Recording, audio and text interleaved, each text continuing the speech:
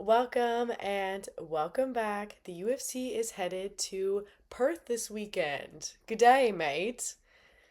Ooh. We have a lot of Australian and Kiwi talent. Per usual, the UFC frequents Australia, quite often. There's just so much talent. We have an Australian or Kiwi fighter, basically every fight, and it's all leading up to Carlos Ulberg versus Dominic Reyes. Dominic Reyes looking to continue this incredible bounce back. I mean, hi, hello, how are you?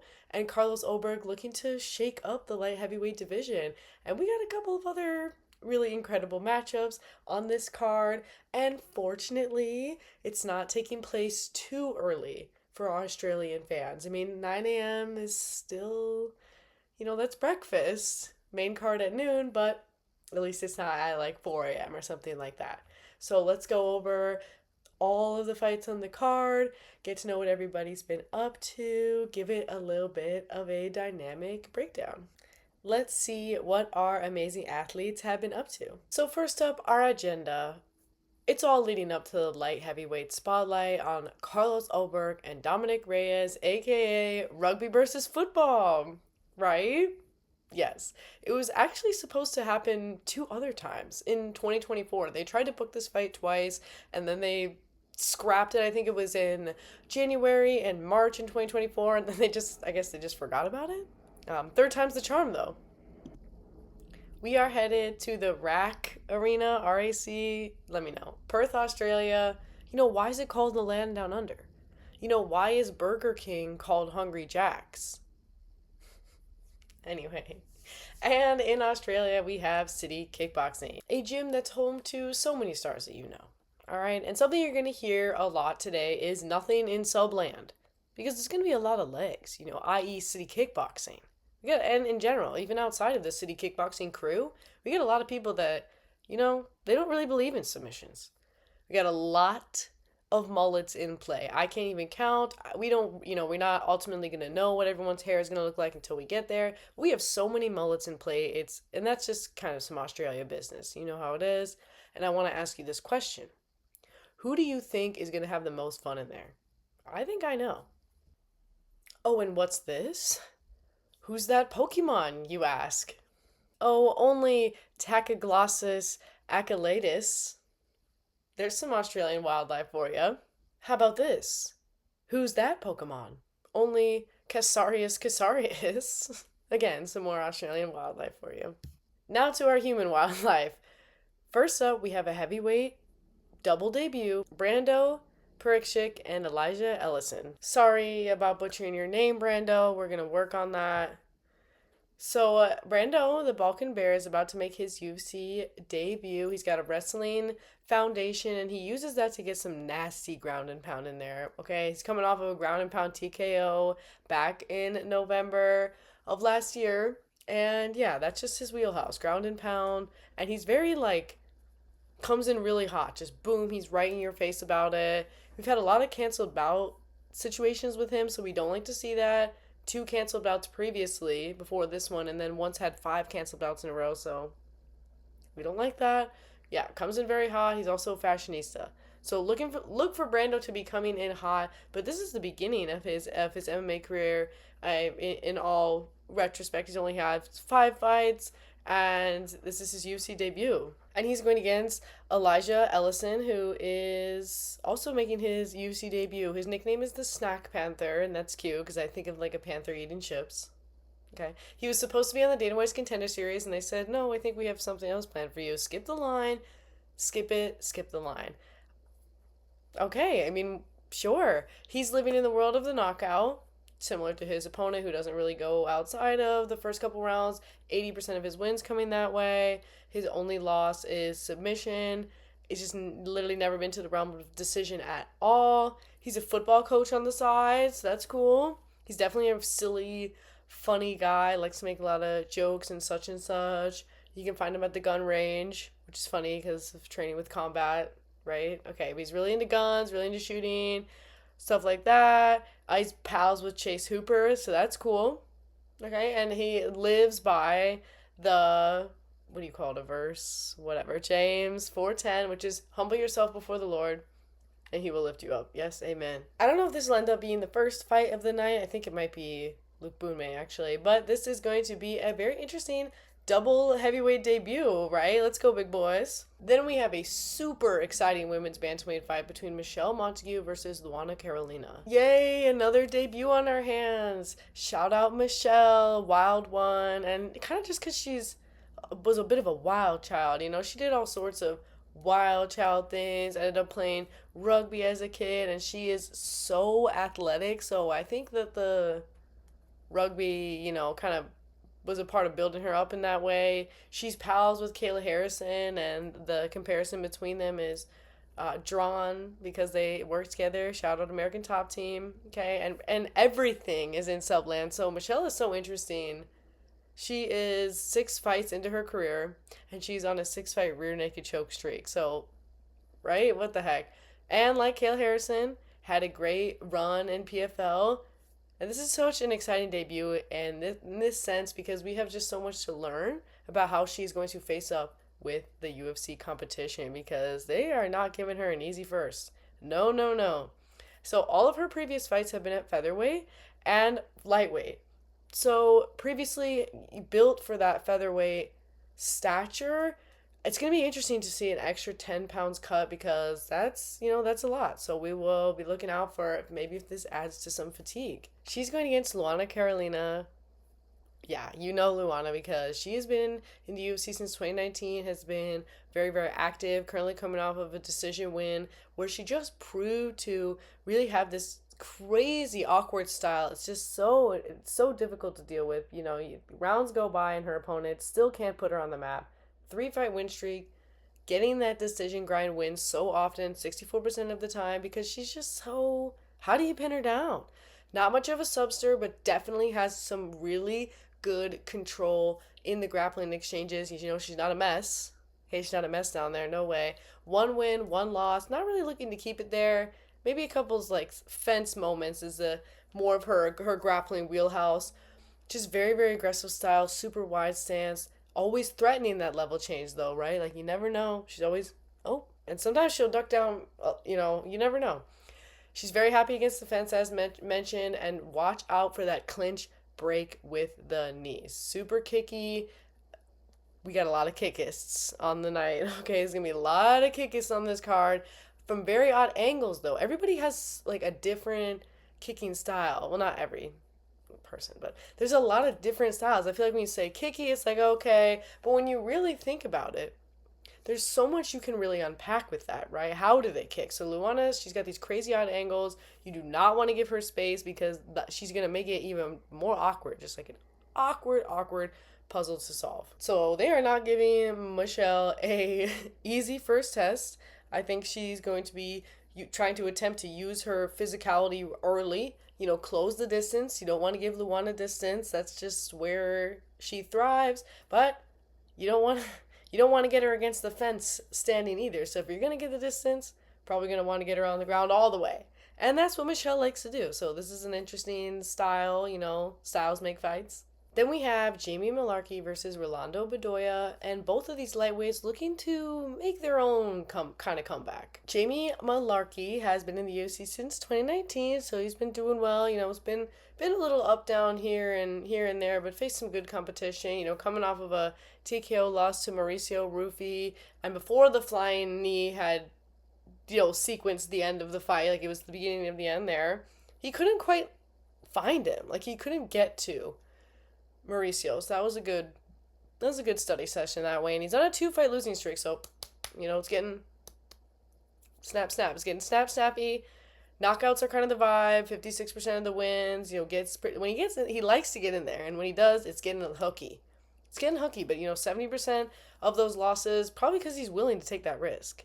So he's aiming to keep it patient early, but he is willing to take the risk. Oh, you'll see that. And he's going against Rolando Bedoya, who has been in the UFC since 2023, but has only fought 3 times and not come out on top in any of those circumstances, but definitely shows his interesting style when he's in there. He's got a lot of heart, too. So looking for that first UFC win. We got two losing streaks going head-to-head. someone coming off of, big knockout, and this just that being so infrequent.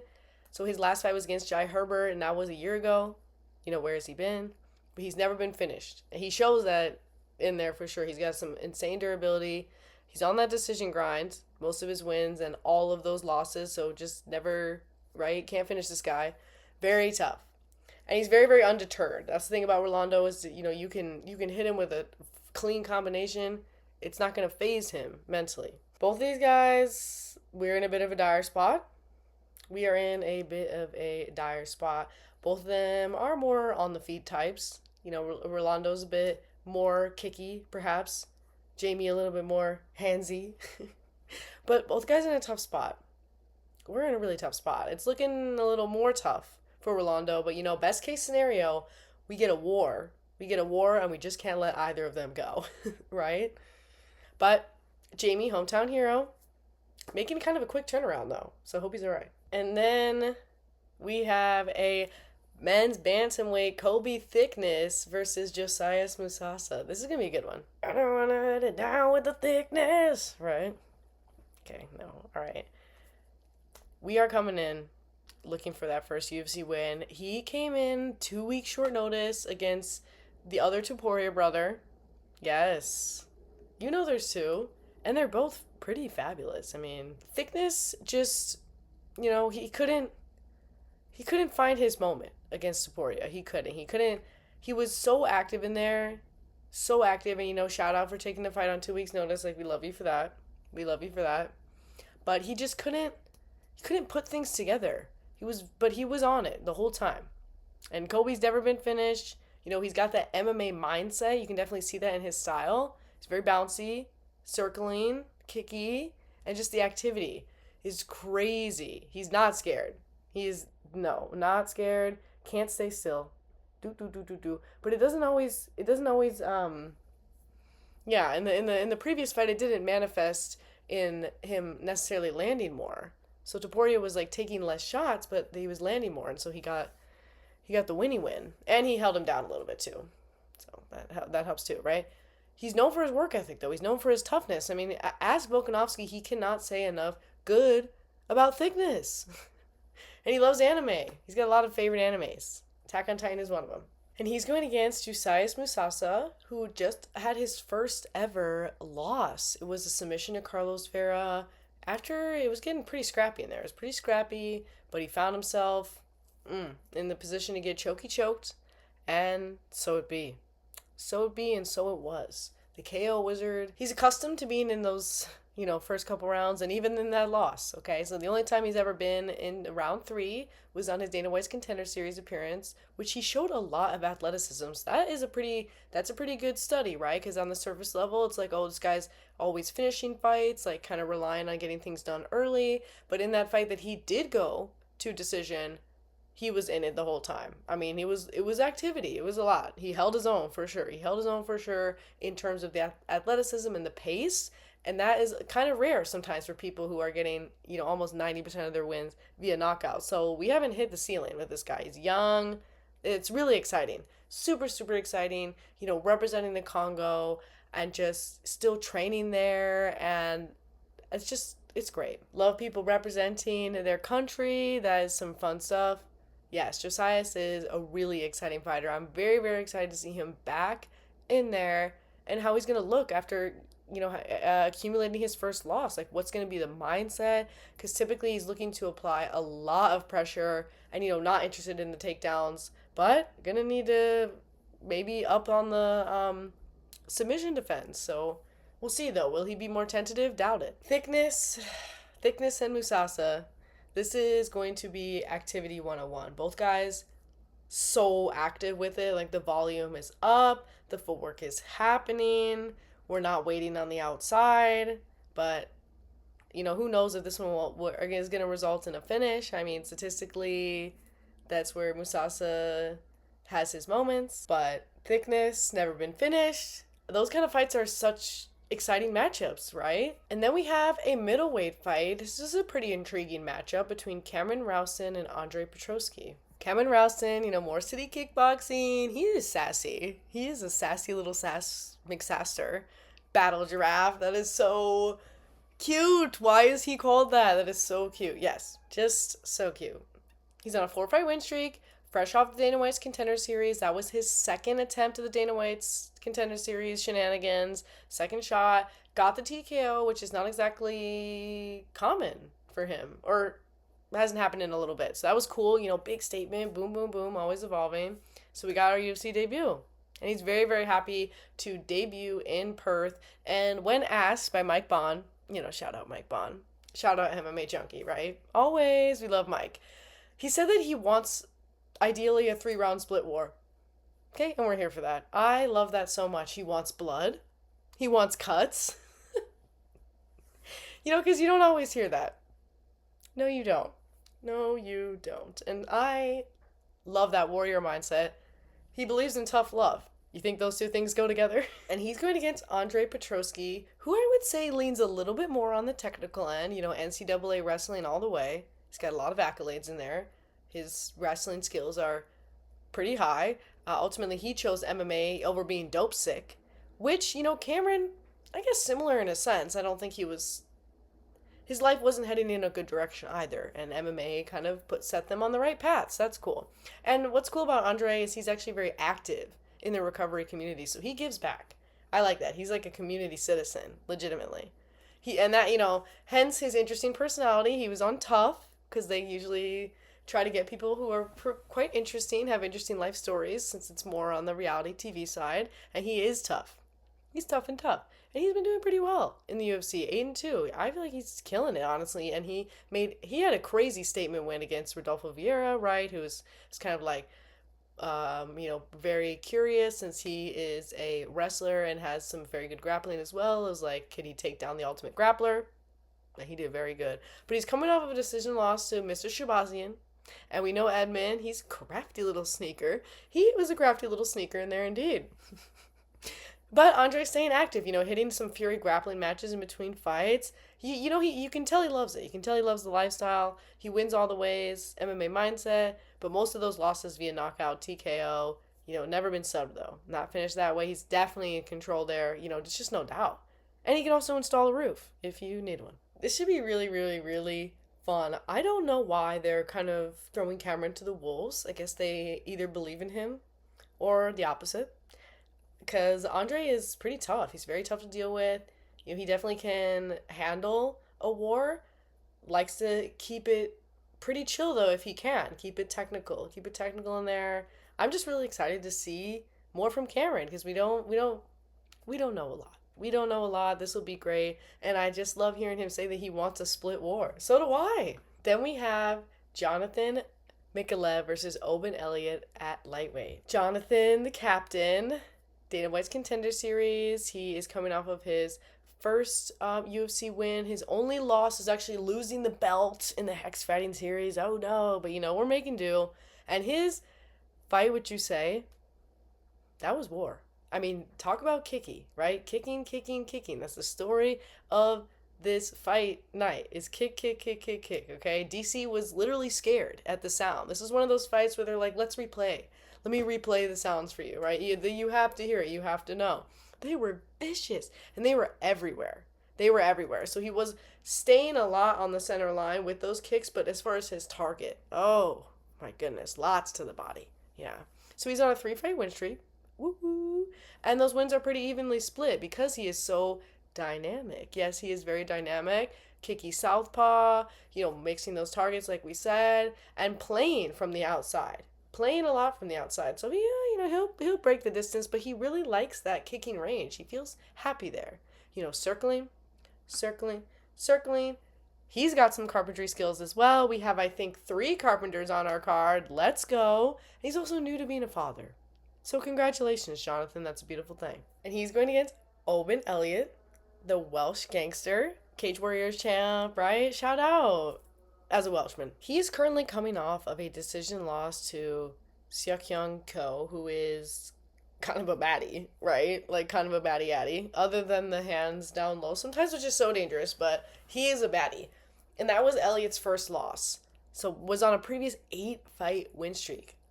So this is kind of a really big moment. He went 3-0 in 2024 in the UFC. He was totally killing it. And then, we had a bit of a decision. He was outdone. He was outdone there, kind of outpaced, again, held down a little bit there. But what he did prove in that fight was he's got a lot of really good defense on the ground. It's difficult to hold him in any one particular position. So I like that. And speaking of ground, when he is in control, he is making sure to pour on the violence, which I like as well. He gets a lot of ground strikes in there. Yeah, and he likes to close the distance. He is not a distance fighter. He's an up close, let me touch you type fighter. One of his favorite quotes is, "No one gives it to you, you have to take it." Right? Kind of makes sense for the distance. You got to take it away. Take that distance away. Never been sub, so super crafty on the ground, very, very defensive. 25% of his wins are coming from sub as well, because he's MMA minded. He's kind of letting the fight take it wherever it needs to go. That's what's interesting about him. And yeah, sub defense is on lock. He's just such a gem. He's a gem of a human being. I don't know if you ever heard him talk. He's a gem. This fight is so fun. Jonathan, he's going to like the space. He's going to want to get spacey with it. Kicky, spacey. And Oben's going to say, get over here. Get over here close. Come on.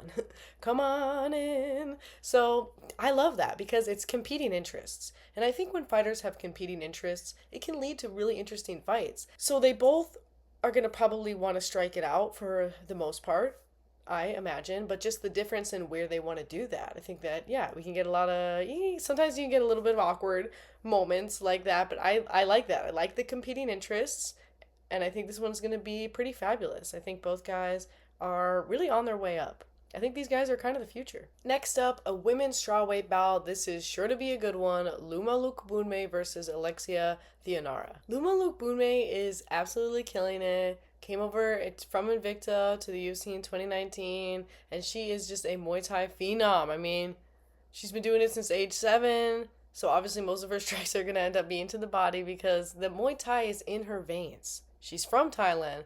She's following in her dad's footsteps. It's a beautiful thing. We love this. And she's on that decision grind. So 80% of her wins are coming from decision. And I love to see a style like that. Like, we're talking freaking durability 101 and activity 101. She is on the gas. She is on it. So 4-fight win streak. It's been looking good. Currently coming off of a decision win from Estela Nunes. She just outdid her. She says, I'm in control. You're not going to be able to get with this. And talk about kicky.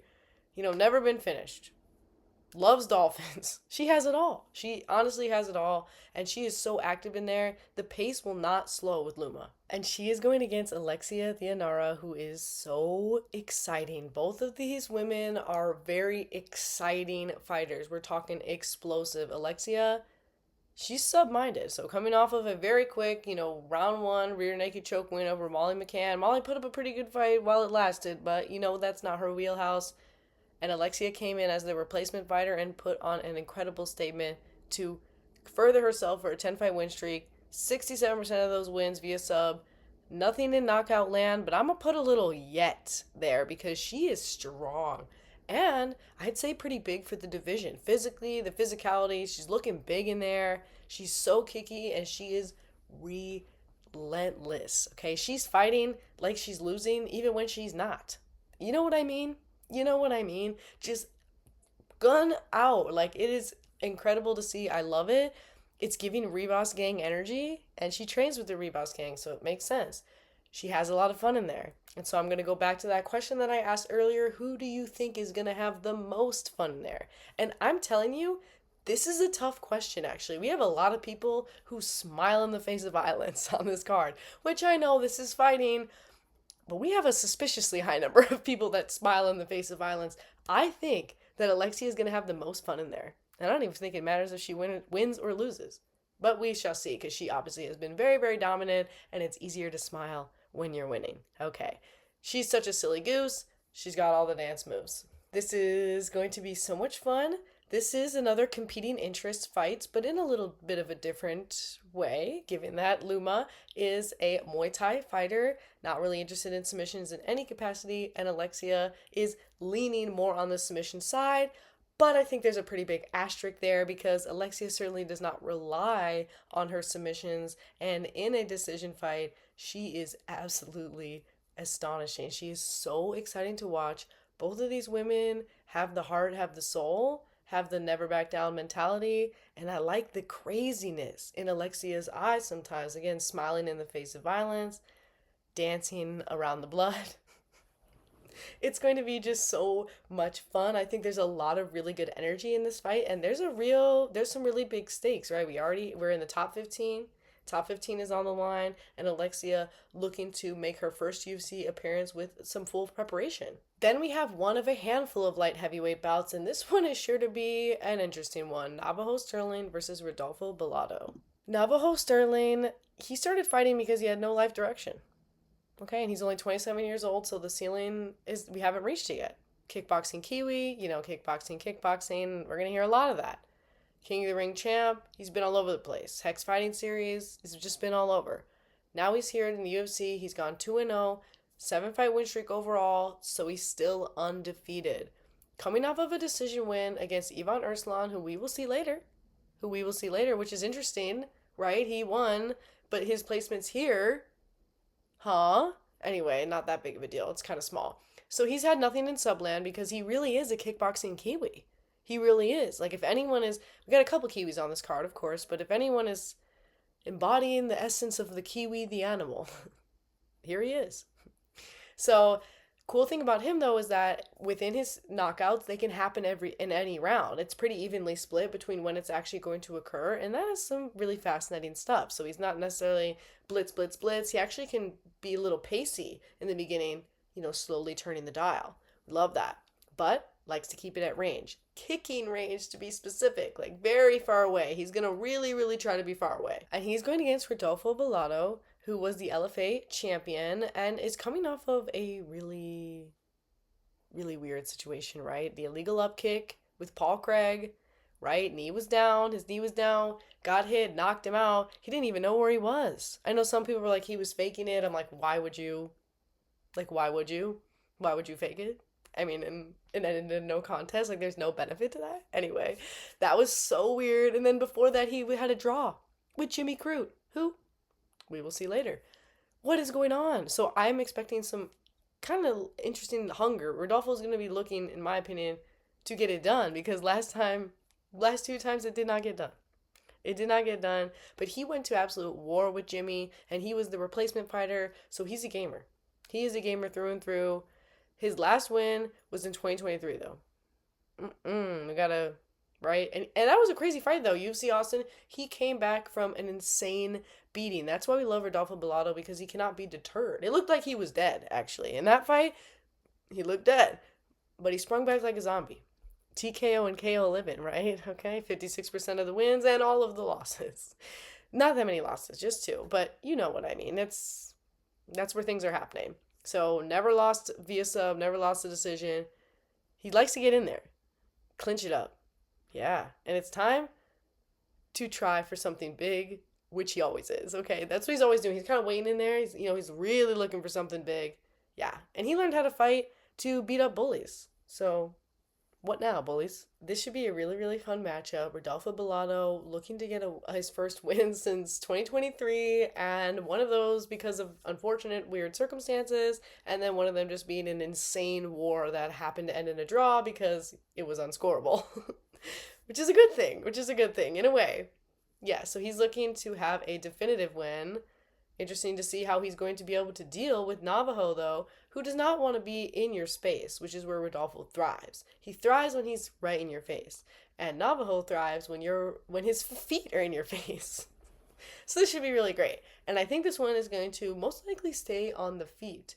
But the most curious thing, I think, will just be how Rodolfo copes with the distance that Navajo is going to be trying to place in there. I believe that leads us to our main card. First up, we have a wacky dacky-doo heavyweight matchup between Justin Tapa and Louis Sutherland. So Justin has had some he's had some ups and downs in the UFC since 2019. 4-5, won no contest. One of the downs was his last appearance against Taliesin Teixeira, which was, TKO, lost right away, 30 seconds in, system shutdown. I kind of think in this fight, they're trying to set him up to fail, like that fight too. using him for the incoming prospect to potentially build their name off of. But but what do they know? Okay? What do they know? They do know that his last one was in 2023, and it's not a Rodolfo Bellato situation. No. Yeah. It's dire, dire, dire. It is dire, dire, dire. Okay, 2 canceled fights, 1 loss. Major injuries. I'm really rooting for Justin, to be honest. Very, very much so rooting for Justin Taffa in this because I want to see the bounce back. Okay. So as a Taffa brother, his only wins are knockout. That's so 100% knockout, and takes a little bit more strikes than he lands. So we really got to get that knockout, because if it goes to decision, chances are, in terms of damage and significant strikes, it might not lean in his favor.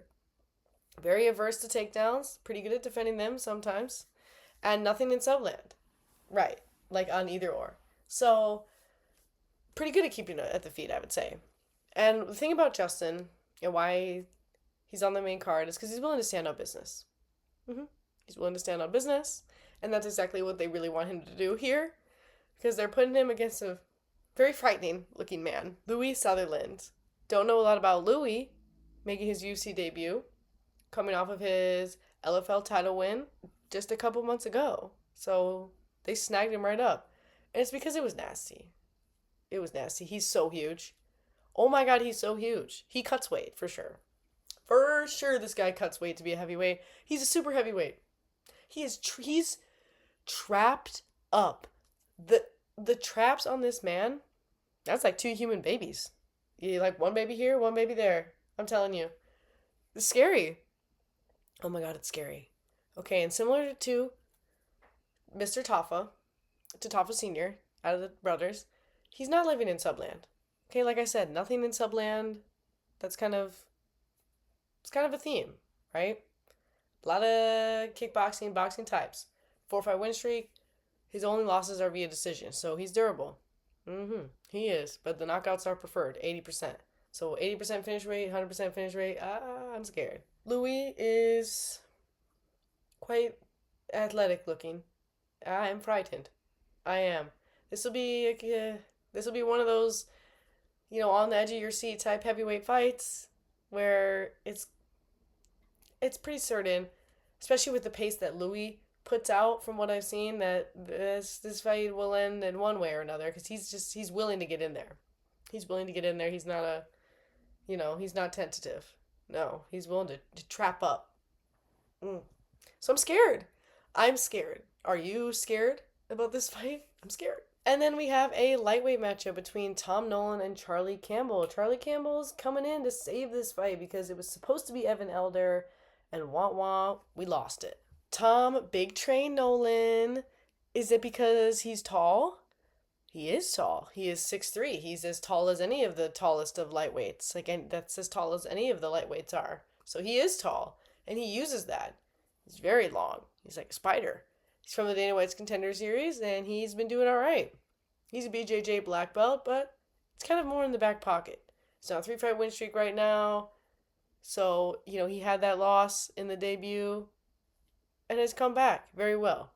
Coming off of a win against Borshev, who is talk about kickboxing, that's a nasty kickboxer. Even though Tommy Tom has not gotten anything in Sublandia yet, right? Nothing in Subland. That's the theme of tonight. I think that's for now.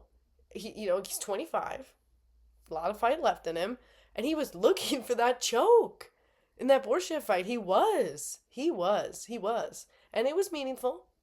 I would say those were some meaningful attempts. We got some meaningful submissions attempts in there. So right now it's nothing in Subland. 56% knockout, 44% remaining to decision. But I think he's going to look for it. I think one day he's going to get it. And Tom is kind of in competition, in my opinion, between Alexia and Cameron for people who are going to have fun in there. Because he smiles as well. He does a lot of smiling. And in the tough moments, too.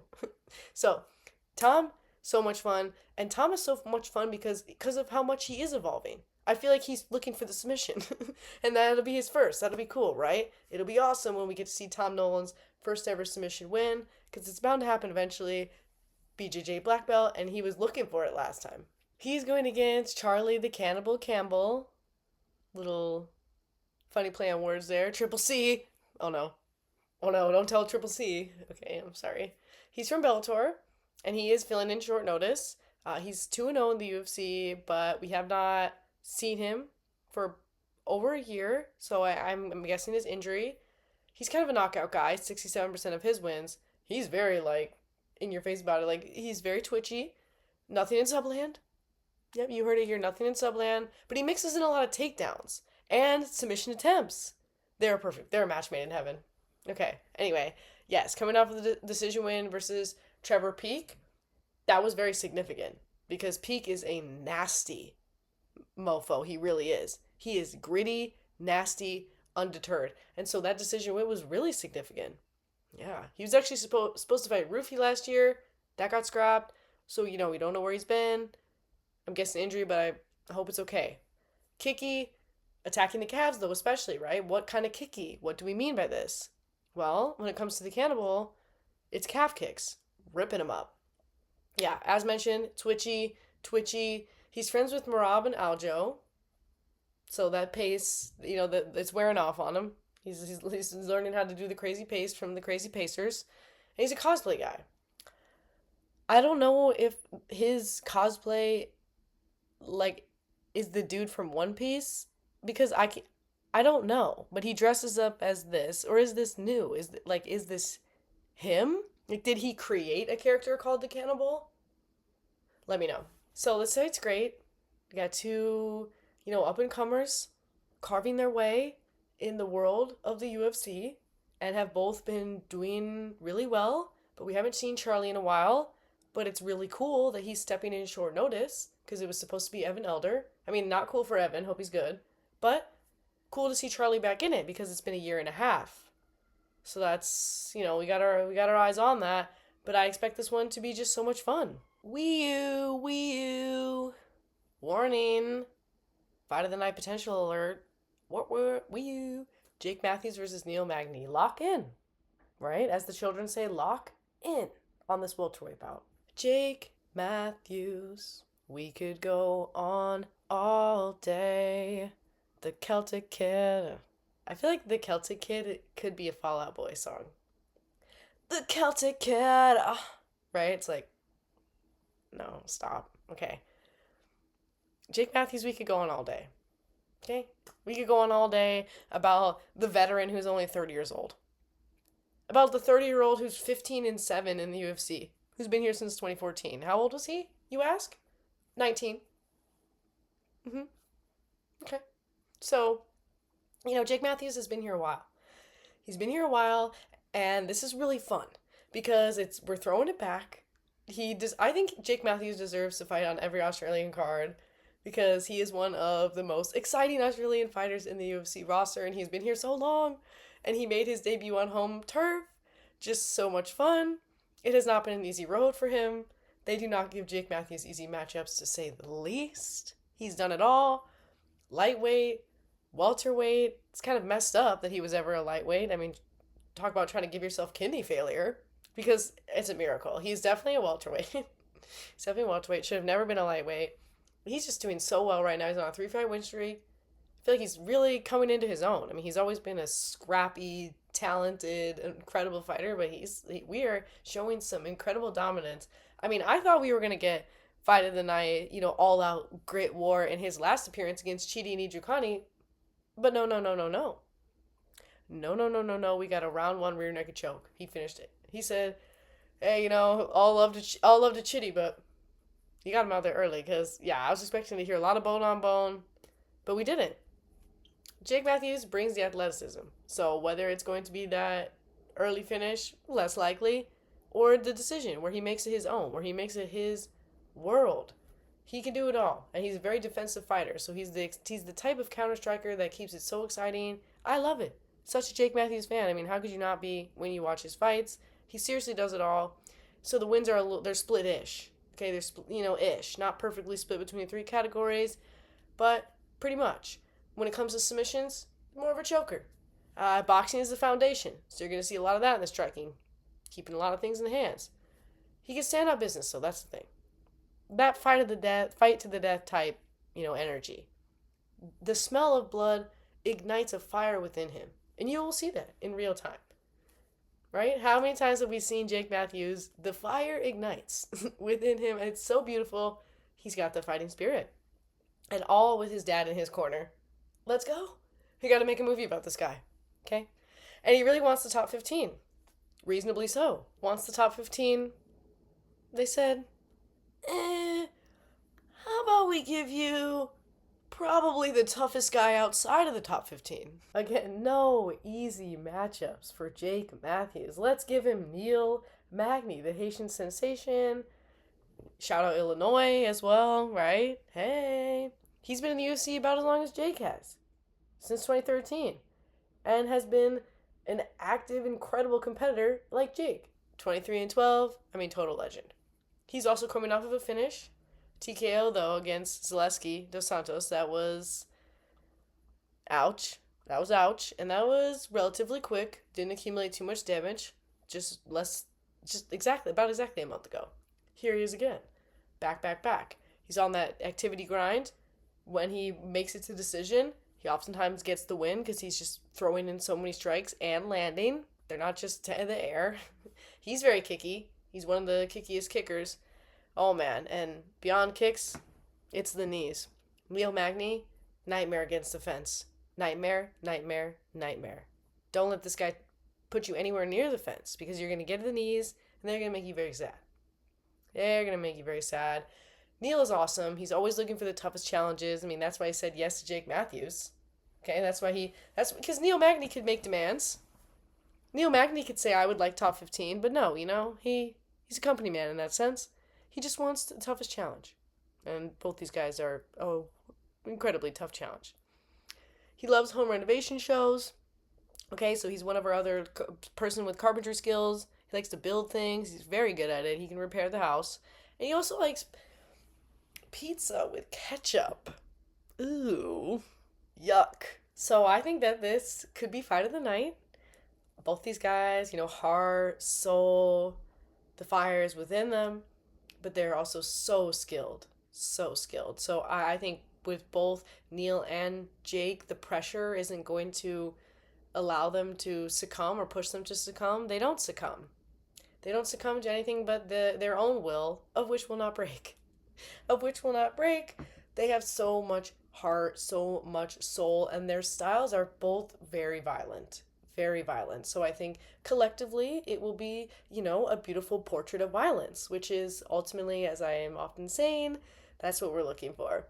Beautiful portraits of violence. So I think this fight has a lot of potential. I think you guys are a beautiful matchup for each other. I think they're perfectly aligned in terms of their experience and their skill, and that veteran status. This is one of those super exciting veteran matchups because both guys are still quite spry. Neil Magny may be 37. Doesn't matter. Word has it when you enter your 30s, wouldn't know, but word has it, you start to wise up.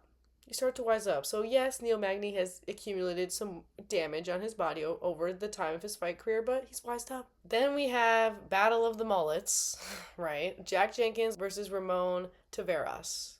And this is a featherweight fight. Jack Jenkins. What an interesting guy. A little sub-vulnerable. 70% of the losses are happening there, but everything outside of that, he's in control. Boxing mindset. Most of those wins are evenly split, though. So he does get his sub on. He's coming off of a rear naked choke loss, and that fight was pretty intense. He had a lot of really good moments, and he drops a lot of his opponents. So he's very, very physically strong. Very, very cool. And when it comes to the boxing and the striking, it's clear it's hard. He's not exactly, doesn't have an awkward style, but the skill level is really high. Like, he throws in some really interesting combinations, a lot of uppercuts, body shots when you aren't expecting it, but he's kicky. And I know he's tired of this, right? They're going to bring it up. You'll hear it. They're going to say he's broken 3 of his opponent's legs with calf kicks, because that's quite significant. Okay, most people don't even break anyone's leg in their MMA career, their professional career, let alone 3. Ew. That's ew. So watch out for that. Kicky. He's a faker. He's so fake. No, I'm just kidding. I just mean in the setting things up way. He's very good at setting things up feint wise. The feints are convincing. Scary stuff. So Jack is a very, very smart cookie, and he's evolving a lot. Jabby and mixing in the targets, you know? So, like I said, uppercuts to the body, more than one. It's going to be a lot, and I love that. Jack has a super, super exciting striking style. The kicks are absolutely devastating. The boxing is super, super tight. And he's going against Ramon Taveras, who everyone keeps saying Ramon Tavares, but I don't think it's Taveras. The Savage. He's switchy. That's pretty cool about him. He's switchy. He's a Florida guy. You know, those things go hand in hand. He's been in the UFC since 2024, and it's 1-1. He missed weight by 4 pounds in his debut, so that's lame. You know, what's up with that? But that was a crazy fight. That was against Series CD, and that was actually a rematch. They had previously fought before. That fight was crazy. Check that fight out if you can. That was seriously, it was blood, right? Blood, cuts, all of that jazz, and both guys had their moments. Like, seriously had their moments. That was a very, very exciting fight. Absolute war, and it was split. But unfortunately, we had the weight miss, which is, that's thumbs down. We don't like that. Currently coming off of a decision loss to Davy Grant. So, Siri CD and Davy Grant, those are, oh my gosh, that's a pretty rough two first matchups, I gotta say. Both of those guys are, like, so nasty. Davy Grant in particular, no, both of those guys are so nasty, but what I was gonna say about Davy Grant as an individual is he's got that, you know, sweet smile, and he seems like just such a sweetie little sweetheart, and he is. Not in the cage, though. In the cage, he's a nightmare. He's an absolute nightmare. And I would say that Ramon did pretty good. I mean, he dropped Davy at one point. He's dropped both of his opponents in the UFC. That's some pretty impressive stuff, you know, a testament to his power. But you know how Davy is. You know how he is. That is one tough target to pin down. And he's just activity. He's relentless. But, you know, he did pretty good. And when you look into things, he's a knockout guy with a little bit of side to subbing. So even though his reputation has definitely been more in the striking, he wants to make it clear that he'll choke you if need be. Yes, he will. And he likes to be up close and personal. Very, very much so a let's get in your face type fighter, which I think Jack is going to actually like. He's going to like that. He likes getting up there too, you know, get some uppercuts. Yep, wants to be up and close and personal. And he does a really good job at making adjustments. He's definitely somebody who showcases his fight IQ. So he's not going to approach the second and the third round the same way he's going to approach the first if he's not finding success. So he's not going to be the dead horse. We like to see that. Not exactly a kicky guy. Oh, but he's going to make you bleed either way. Yeah. So both of his opponents, Davey and Siri, they looked really busted up by the end of those fights. Like, very busted up. So again, testament to the power, testament to the superficial damage, which is pretty important in the scorecards. And you know what? He's a romantic. And he loves his wife. As many great husbands do. But he really does. Two guys who love their wives. It's true. This should be really great. I think that Jack and Ramon are going to be in each other's faces. They're going to be right in each other's faces. I'm pretty excited to see Ramon coming back from the Davy Grant loss because, you know, it's a privilege and a curse to fight Davy Grant. Lots to learn, but it seems like a lot of pain to endure. He is a sneaky son of a gun. He is. But that was a really great fight. I'm excited to see the adjustments that come along the way. These are two guys who are, you know, really trying to pave the way for themselves. Don't have a super thick UFC career. And this is a great main card spotlight. I'm expecting a lot of zest in this one. And then we have our co-main events. We got a double light heavyweight feature back to back. First up is Jimmy Crute versus Ivan Erslan. Jimmy, the Brute. BJJ black belt Jimmy. Hex Fighting Series guy, right? He was so dommy in there. He was dommy. 2-time title defense. You couldn't stop Jimmy Crute, right? He's been in the UFC for a little bit. You know, 5-4-2, 2 draws. That's cuckoo. Okay, that's because Jimmy's he can be a little unrefined at times. So he gets into wars, i.e. Rodolfo Bellato. Wins are pretty evenly split. Dog. Okay, he's got the MMA mindset. Dog. Coming off the armbar win of Marcin Petrino because you got to do it. Right? You got to mix it up. He had a huge layoff. because of injury. So he was hungry for the win, and he got it. So congrats, Aru. And, Jimmy, because he had such a long layoff, he's like, I need to get back in there again. All but 2 months later. But it was a pretty quick win for him previously, so he's ready to go.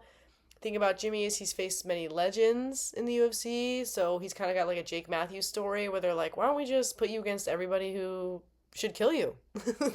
Why don't we put you against everybody who has proven to be a nightmare and see if you can survive the nightmare and turn it into a dream? And I would say Jimmy's done a pretty good job at that.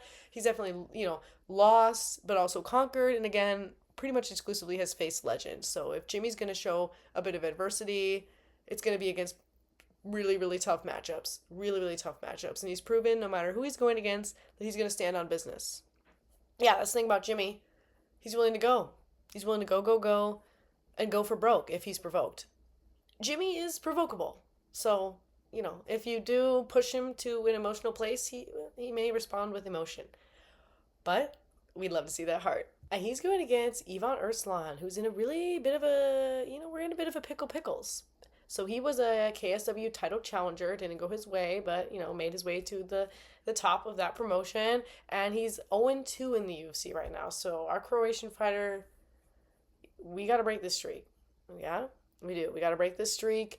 I'm expecting him to be looking super hungry in there, given that this would be his first UFC win. Pretty big deal, though. I mean, Mr. Crute. And he's coming off of a decision loss to Navajo Sterling, who we previously talked about. And Navajo just did a really good job at keeping him out of his face. And then when things did get up close, mostly in the third round, it got the better of him. But he did show so much resolve. That's what I really like to see. That resolve really did show in the third round. He does not have that Quinn in him. But he's going to keep it all in the hands, basically. Big man, big up top. And as somebody with a very conventional, stereotypical boxing style, he's going to have really good defense. The elbows are going to be... So he's going to be protecting his body very well. He's going to be protecting the body. Going to be defensive. And he's very accurate. So he's a very, very accurate striker as well. So... this is an interesting matchup in that regard. Jimmy is a very go for broke, a very high energy. He's kind of on the twitchy end. He's kind of bouncing all over the place, and he can be provoked into emotion. The technique can completely unravel like a zipper. And then Ivan Erslan is a little bit, I guess, not exactly reverse from that, but he not interested in submissions. Jimmy's definitely interested in a chaos submission. Ivan's like, I would like to keep it boxing, like to keep it in my hands, and he would like to get the knockout, but in a clean way. Yeah, not really looking for the dirty, nasty, gritty, yucky fight, and I think Jimmy will be. But I'm also just so curious because Erslan is in a very difficult position. It's very interesting to be in a co-main spot coming off of a 2-fight losing streak, but again, he didn't get steamrolled, but... at the same time, it's dire. This is dire. Spotlight is shining. It's just tough because we love Jimmy. Jimmy stands. Yay, Jimmy. But I don't want to see Erslan pick up the 3-fight losing streak. So, we're going to hope for a war. And with Jimmy, it's very likely. That means we made it to our main event. This is huge. Top 5 spot, Carlos Ulberg versus Dominic Reyes at light heavyweight. We are shaking this division up. And I really gotta point out this picture of Dominic Reyes, this yearbook photo. Okay, this is crazy because this quote is very, very, very relevant right now. The greatest accomplishments is not in never falling, but in rising again after you fall. Is that not Dominic Reyes today, right now? Let's start with Carlos. Blackjack. Okay? Dana White's Contender Series. Been here since 2021 and has been getting it done. 8-1. It's quite active, I would say. He's been doing good for himself. He's got a kickboxing foundation after previously having aspirations to play rugby, but it didn't work out. He's very jabby, very light on his feet. He definitely shows that kickboxing, classically trained. He's got a very classically trained energy. It matches his very model persona. Yes, he's kind of fights like a model too. Volume, lots of circling. Lots and lots of circling. Lost via TKO in his debut and has been in an absolute tear ever since. And that fight was still fight of the night. So Hello, right? And when it's fight of the night, usually means both people showed some great heart, some great resolve. Currently coming off of a decision win against Jan Blachowicz, and that's pretty huge. But it's important to look back on that and realize that it was pretty close, actually. It's alarmingly close, really. So it's huge to get a win on Jan Blachowicz, who is like the gatekeeper of the division, but at the same time, Jan was giving him problems. Jan's very like straightforward style was matching up well actually with the circling. The circlings were kind of leading a little bit to nowhere sometimes. 57% of his wins are TKO. So when that does happen, watch out for the left hook. That's probably how he's going to be wanting to get that done. Subbing is not the way. You right? Not much in subland. We say it again. One win and nay a loss. He's a model. I'm not joking. And he's here to shake up the division. I think that Carlos Ulberg and Dominic Reyes are matched up against each other because, one, great fight, but also because the implications are kind of massive. They're kind of massive. Carlos Ulberg, could both Dominic and Carlos, it's perfect. They both can make a case for themselves for a challenge at the belt. Dominic Reyes, we love Dominic Reyes, the Devastator. He's been here since 2017. He has had one crazy UFC ride. I mean, he has seen so much. Dominic Reyes has seen so much. He, similar to Carlos, had different aspirations athletically. He wanted to play football. So both of these guys have very athletic approaches, I guess you could say. They're just such sporty guys in that sense. So he is a kickboxer with a wrestling foundation and a side of football dreams. So, yeah. He's a knockout type, 67% of his wins and 75% of the losses. Ouchie ouchie, so just living in the knockout world. But when he knocks people out, it's pretty scary stuff. So he's Dominic Reyes, very, very powerful, 6'4", huge, you know how it is. He is on a 3-fight win streak right now, coming off of a TKO win of Nikita Krylov. That was scary. All of these 3 fights have been finishes as well. And what's so fabulous and incredible about Dominic Reyes, relevant to the quote that he picked out for himself when he was in high school, so crazy, is before then he was on a 4-fight losing skid, and 3 of those were TKOs. And people were saying all sorts of things about Dominic, very, very unwarranted, washed up this, blah, blah, blah, that. That's what happens whenever you go on a losing streak, especially if you go on a 4-fight losing streak. People's memories, they're like goldfish, they don't know what's going on. And people aren't polite, considerate, and thoughtful. So it's very cool to see that he's not only come back from that, but has come back from that like in flaming fashion. Like he's been looking incredible. But it's like also not this crazy surprising thing to see Dominic Reyes make a rebound because he's never had easy fights. Like like John Jones of all things, right? And many people think he won that fight. Let me know what you think. Dominic Reyes has been through it. He's seen it all, and he's coming back on top of things. It's so exciting to see. He's got a plan for himself. He's really hoping for the Yuri rematch with Yuri as champ. Like, he's trying to time that up. Okay, so hoping that Yuri's going to get a shot at the belt, and then that he'll win, and that he'll fight him. Cute. Love it. Yes. He's really into motorcycles, mechanics, again, we got a lot of handymen, extreme sports, and also puzzles. This is a great main event, and it's cool that we have 2 light heavyweight fights back to back, and we got another light heavyweight fight, thrown into the card as well. This is going to be so much fun. I mean, it's pretty much guaranteed that these guys are going to keep it on the feet. We got 2 kicky kickers, 2 strikers. Dominic really favoring the knockout, and he does some nasty leg kicks, really likes to compromise your forward movement in that way. And yeah, it's going to be just fireworks. I feel like, how could it not be? Especially with the energy that Dominic Reyes has been bringing.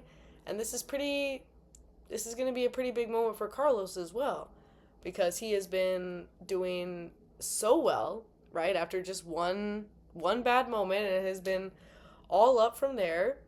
But his last fights have been quite close. So as he's walked up further in the levels of competition, it's getting a little tricky. And Dominic Reyes is tricky. I can't help but want to root for Dominic, even though he's not the hometown hero, because the storyline is incredible. The storyline would be incredible. Would love to see Dominic Reyes work his way back to a title challenge. That would be just so crazy and fun, so awesome. But Carlos could shake up the division. Either outcome, it's going to be really interesting, honestly, for the light heavyweight division. It's exciting to see so many moving parts right now. We have three really cool fights in this card. So let me know, what fight you're most looking forward to and anything else. And like I previously asked, like who do you think is gonna have the most fun in there?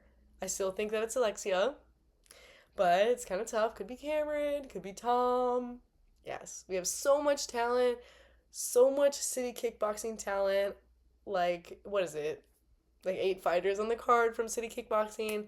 Really, really incredible stuff, as always in Australia. And I hope that if you are in Australia yourself, that 9 a.m. is an okay time for you. Because that's a good time for me. I like morning stuff. So, yeah, I hope that you don't feel slighted. At least it's not in the middle of the night. Here is our song of the week. And I think that is all I have. Peace out.